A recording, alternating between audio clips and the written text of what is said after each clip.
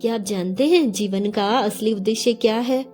हम सभी कुछ न कुछ खोज रहे हैं, खुशी, सफलता या शांति। लेकिन सच्चाई तो ये है कि ये खोज बाहरी नहीं बल्कि अपने अंदर की होती है। आज हम सद्गुरुदेव जम्बेश्वर जी द्वारा की गई इस गहरी पंक्ति की व्याख्या करेंगे। महे खोजी थापन होजी नाही, लो खोज लहू दूर खोजू। आइए इसे गहराई से समझने का प्रयास करते हैं। सबसे पहले इस पंक्ति के अर्थ को समझने का प्रयास करेंगे, जिसका हर शब्द गहरा अर्थ लिए हुए है। महे खोजी अर्थात मैं खोजने वाला हूँ। थापन होजी नाही यानी मैं अपनी खोज को केवल बाहरी वस्तुओं में स्थापित नहीं करता हूँ। खोज लहू धुर खोजू जिसका अर्थ है कि मैं सच्चाई और ईश्वर को खोजता हूँ, जो आरंभ से है, धुर से है। इसका सीधा सा अर्थ है कि सच्चा साधक अपनी खोज को बाहरी चीजों तक सीमित नहीं करता, बल्कि वह अपने अंदर जाकर उस परम ईश्वर, उस सत्य को ढूंढता है जो सृष्टि के आरंभ से, शुरू से मौजूद है। यहाँ हमारे सद्गुरुदेव हमें समझाना चाहते हैं कि हमारी असली यात्रा बाहर की दुनिया में नहीं है, बल्कि भीतर की दुनिया में है। जब हम अपनी ऊर्जा को बाहरी सुख सुविधाओं में, धन दौलत और दिखावे में खोजने की कोशिश करते हैं तो हम हमेशा दुखी होते हैं। लेकिन जब हम ईश्वर और सच्चाई को अपने अंदर ढूंढते हैं तो हमें असली शांति और आनंद मिलता है। इसीलिए गुरु महाराज कहते हैं कि ईश्वर को मस्जिद, मंदिर, तीर्थ में खोजने की बजाय अपने अंदर देखो। उन्होंने कहा है कि सत्य और भक्ति तो हमारे अंदर है, उसे ढूंढने के लिए हमें ध्यान और साधना करनी होगी।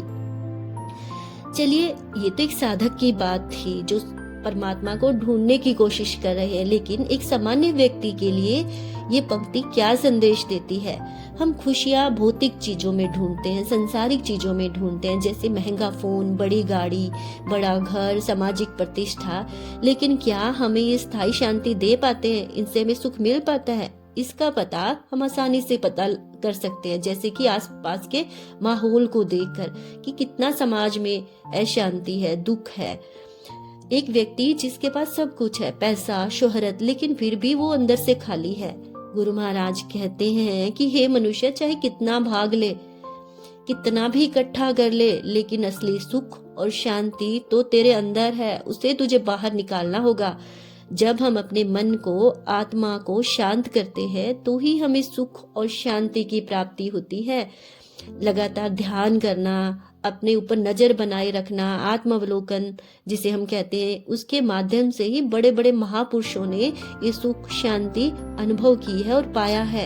यहाँ हमारे गुरु महाराज हमें संदेश देते हैं कि सच्चाई और उस परम पिता परमात्मा को खोजने के लिए हमें अपने अंदर झांकना होगा।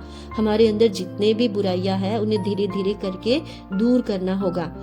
बाहरी चीजों में जो सुख है वो कुछ समय का है, वो शांति बहुत कम समय की है। इसीलिए सच्ची खुशी, सच्ची शांति हमारे अंदर छिपी है। उसे पाने के लिए हमें अपने जीवन को, अपनी खोज को एक दिशा देनी होगी। इस प्रकार इस पंक्ति के माध्यम से गुरु महाराज हमें एक नई दृष्टि देते हैं। सच्चाई और ईश्वर की खोज हमें अपने अंदर करनी है। यदि आपको मेरे द्वारा दी गई ये व्याख्या, गुरु महाराज की प्रेरणा से जो व्याख्या मैंने की है, आपको सही लगी तो कृपया इसे आप दूसरों के साथ अवश्य साझा करें। याद रखें, सच्चा आनंद बाहर नहीं बल्कि हमारे अंदर है।